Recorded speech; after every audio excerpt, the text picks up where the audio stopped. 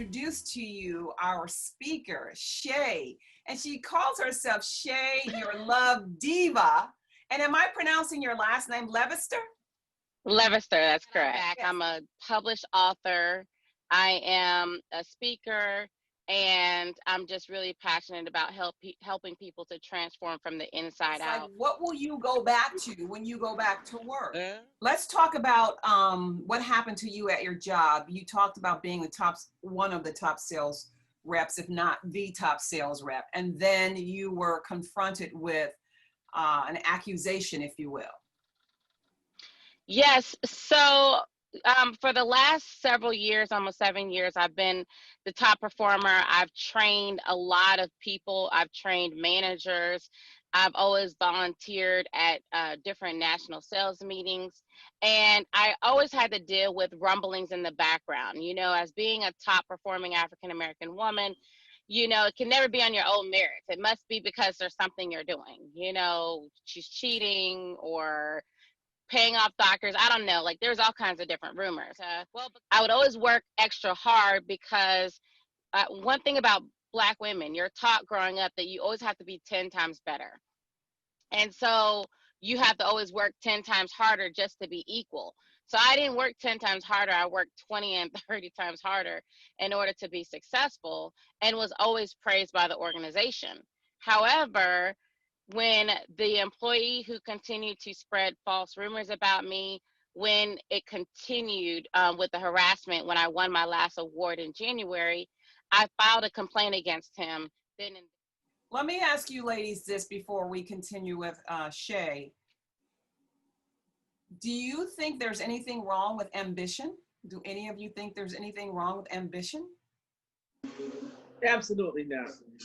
And the reason I'm asking this, because you probably have seen in the news recently that Kamala Harris, who might be one of the, is in contention, I assume from what I've read that she is, for the vice presidency with Joe Biden running as president. And some articles came out that maybe she was too ambitious to be considered.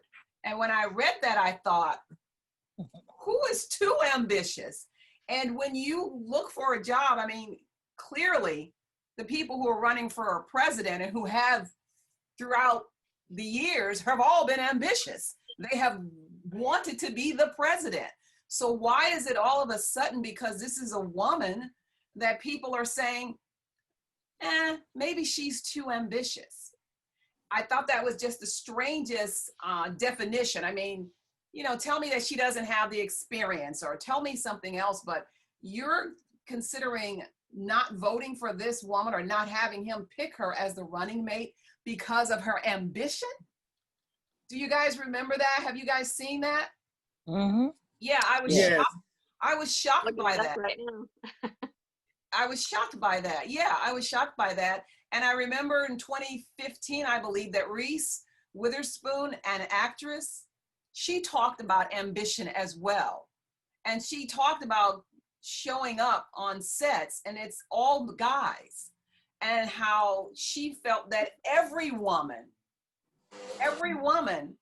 should be ambitious and it's not a negative. And so I wonder, when we listen to Shay, was some of this because if you're the top salesperson, are people saying to you, now, okay, you can make sales that start here, that end here, but you can't go above that cap? And do you think that that was part of it as well, Shay? Was that people just thought she's too ambitious, and then they said, oh, and she does something outside? I mean, tell me how you respond. Absolutely. You're hitting the nail on the head, because when I first started to climb, I was told, you're just wasting your energy. It's not like it's going to matter anyways. It's just going to work against you. Like, stop being so ambitious. That was something that was said to me.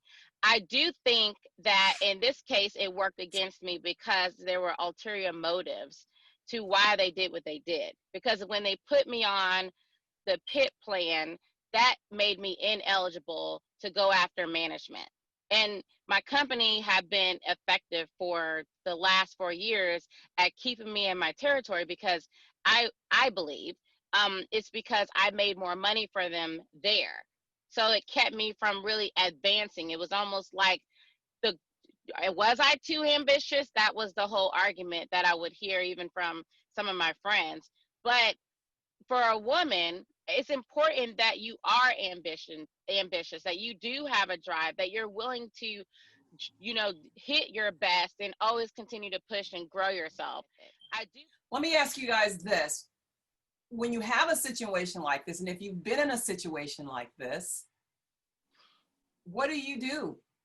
And what I mean by that is, do you still try? I mean, I'm finding it interesting that even though you were sick, you didn't feel that you could go to them and say, I have some health issues and I'm still doing my job. You felt that perhaps they would let you go, or they would use that as, and have that as another excuse to say that this proves that you're not going to be able to, meet your quota of what you have done in the past, that kind of thing.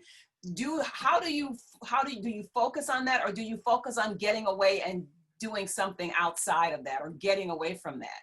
I want to hear from you guys what you would do. So you can. Elaine, this is Carolyn. Her story rang so true for me. I went through that same kind of thing where she said she was put in a pit. I was put in a pit. I was put on administrative leave related to something I was doing out. Go ahead. Related to something that I was doing outside of the job, even while performing my job, but someone else could not understand. How could she do that and this and be affected? So what you do is what Shay did. You just continue to press forward in spite of the fact that people marginalize you and undervalue you. So I've been there, and I know exactly what she says. It will make you sick. But you got to know who you are, as she knows who she is, and continue to press forward. It's not easy, but being the women that we are, and the strong women that we are, and determined women that we are, we press forward, and we seek out and get help from other women that we know, to get support, to at least talk about it. Because if you can't talk about it with anyone, you will begin to think that something is wrong with you. But not so. Not so. You got to be able to share your experience. So Shay, thank you so much, because even after 3 or 4 years, when this happened to me, to hear you talk about that lets me know I was on the right side. Yes, I was.